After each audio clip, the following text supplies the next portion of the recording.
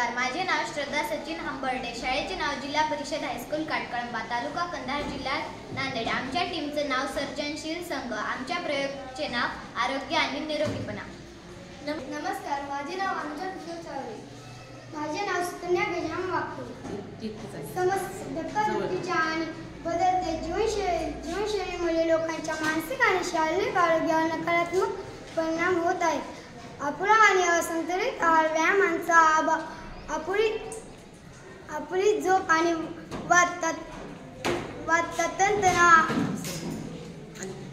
तणतणाव यामुळे अनेक गंभीर आरोग्य समस्या उद्भवत आहेत.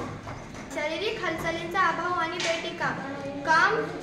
बैठीकाम यामुळे मधुमेह, लठ्ठपणा आणि असंतुलित आहार, फास्ट फूडचे अतिसेवन, पौष्टिक आहाराकडे दुर्लक्ष आणि खाण्याच्या अनियमित वेळी यामुळे आरोग्याच्या समस्या उद्भवतात. मानसिक ताणतणाव, कामाच्या ठिकाणाचा ताण आणि वेळेत काम पूर्ण करण्याची सवय, स्पर्धा, जीवनातील प्रत्येक क्षेत्रातील स्पर्धा आणि अपयश येण्याची भीती यामुळे मानसिक संतुलन बिघडते. आरोग्य आणि निरोगीपणाकडे दुर्लक्ष केल्यामुळे होणार आजार, दीर्घकालीन आजार, मधुमेह, उच्च रक्तदाब, हृदयविकार आणि लठ्ठपणा यासारख्या जुनार आजारांचा धोका पडतो. मानसिक आरोग्याच्या समस्या, चिंता, नैराश्य आणि आत्मविश्वासाची कमतरता यासारख्या मानसिक समस्या उद्भवू शकतात. कमी कार्यक्षमता, शारीरिक आणि मानसिक आजारामुळे आरोग्यावर परिणाम होणे. संतुलित आणि पौष्टिक आहार. तुमच्या आहारात फळे, भाज्या, संपूर्ण धान्य, कडधान्ये, पातळ प्रथिने आणि दुग्धजन्य पदार्थांचा समावेश करावा. जास्त साखर, मीठ आणि अस्वास्थ्यकर चरबी असलेले प्रक्रिया केलेले पदार्थ खाणे टाळा.